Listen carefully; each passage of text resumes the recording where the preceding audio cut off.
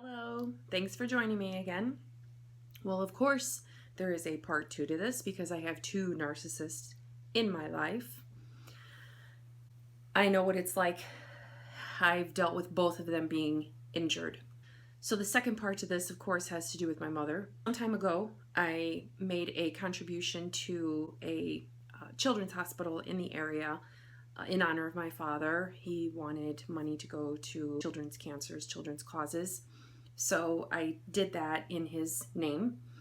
And back in the spring, I don't remember the exact month or time, right around the time everything was happening with the business deal and all of that was coming together, they were going to honor all of the people who made those donations, the people who were being honored. They were going to have a little service, we'll say, to honor them. And my mother was going to come to town for this event. When I say come to town, I mean come and stay here with John and I. She had never done that before. She had never been here before. She had not been back to this region since I left the narcissist. So this was going to be her first time visiting with us. And that was fine and good with both John and I. That was okay. My daughter was going to come to the city as well. It was going to be a family event.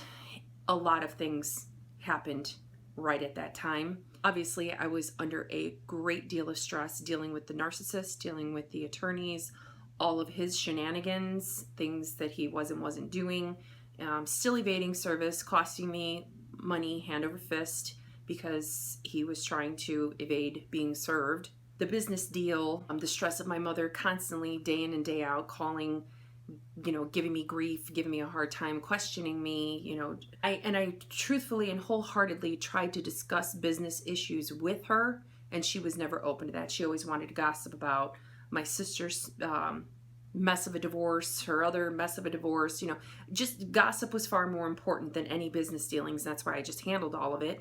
And I, would present something to her. She would, go off in left field or say something ridiculous. I'd say, don't worry, I have it under control.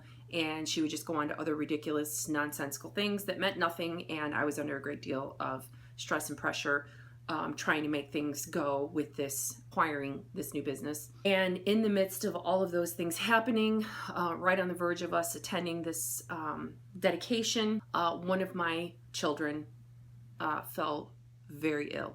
I don't want to go into detail because I didn't talk to them about discussing it in the video. I will avoid the details, but one of my children fell extremely ill. We had a very serious event in their life, and as a result of it, ended up in ICU for about 5 days. In all of this, my mother's calling me like crazy, still giving me a hard time, carrying on, and her plan was to come to this area for the dedication, stay with us, and then go off to visit with one of my siblings that I have no real relationship with. That sibling was not around when my father died. Make an effort to come and see my father while he was dying, even though it was requested, so on and so forth. So that was very rocky and very toxic as well. And I knew it wasn't good for my mother. And it was like she was constantly trying to test and needle. She was always pitting us against each other. And so she said, well, I'm going to come and be with you, and then I'm going to go and see so-and-so. And I'm like, well, that's great. You do that. And I knew it was going to be bad for her. I was certain that this other sibling of mine would just eventually give her a heart attack or something, because they have a very tumultuous relationship because they are so much alike. When all of this started happening, the stress from the deal, dealing with this incident, dealing with my child being in the hospital, being hospitalized like this in ICU, I called her up and I said, I don't think that we will be attending the dedication, with this happening and my child in ICU. So I think it would be best if you just change your plans and divert from here and go straight to go see so-and-so. That went over like a lead balloon. You don't tell her what to do. You do not tell her what to do.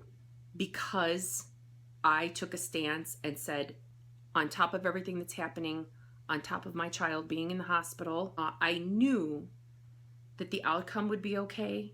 I knew that my child would pull out of this, but it's a very scary thing to see your child hospitalized. It's a very scary thing when you hear your child has to be sent to ICU.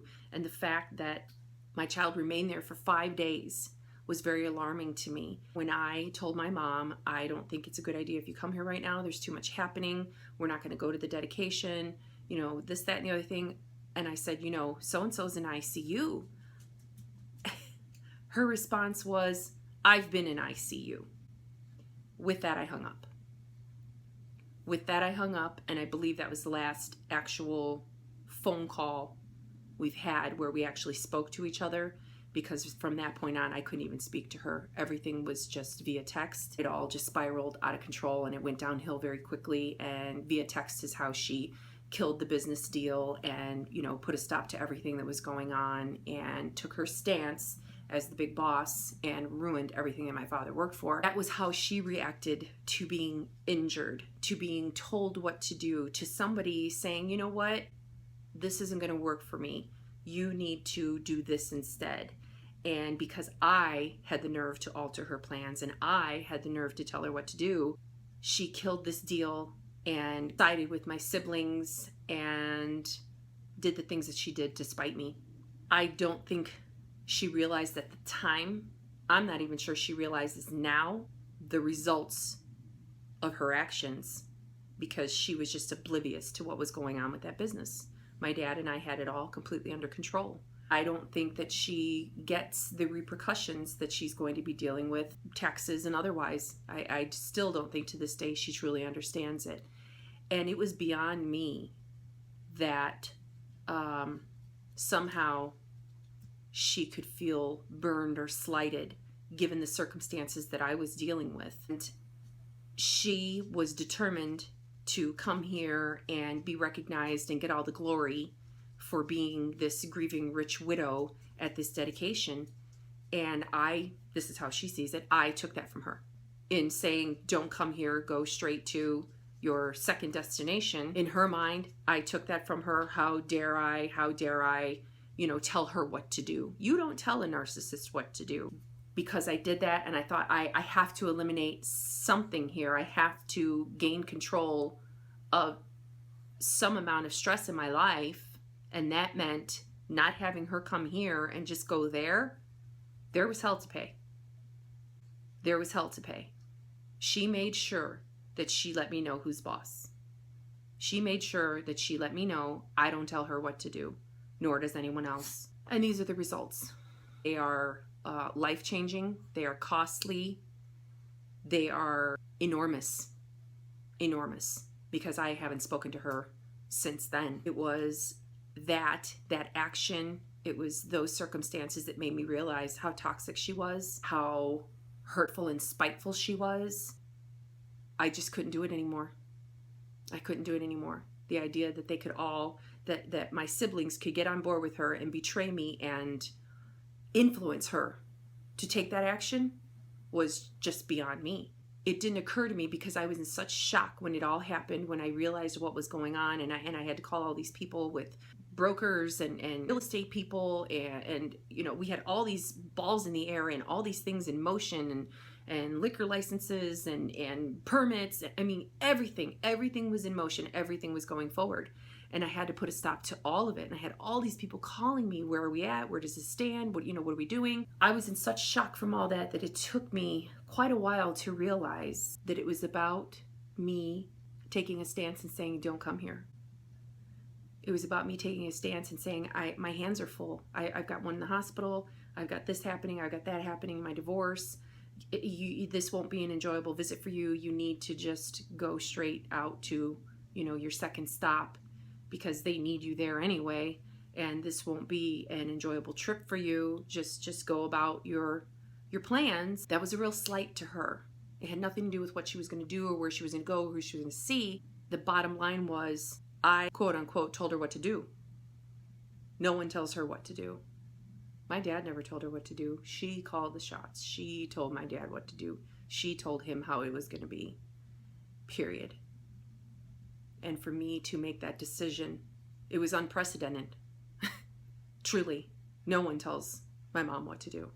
That's how it's always been. I thought that was, it was cultural, it was respect, it was, I don't know what I thought it was for years. I just followed Dad's suit because Dad did what she wanted. He gave her what she wanted. He went along with what she wanted. Everything was about her. Everything was about her. It was about keeping her happy. I did that too. But then when it started disrupting my life, it started stressing me out, and I was having to go to my therapist constantly, and all of my therapy sessions became about her and not my divorce and my awful ex-narcissist, soon-to-be ex-husband.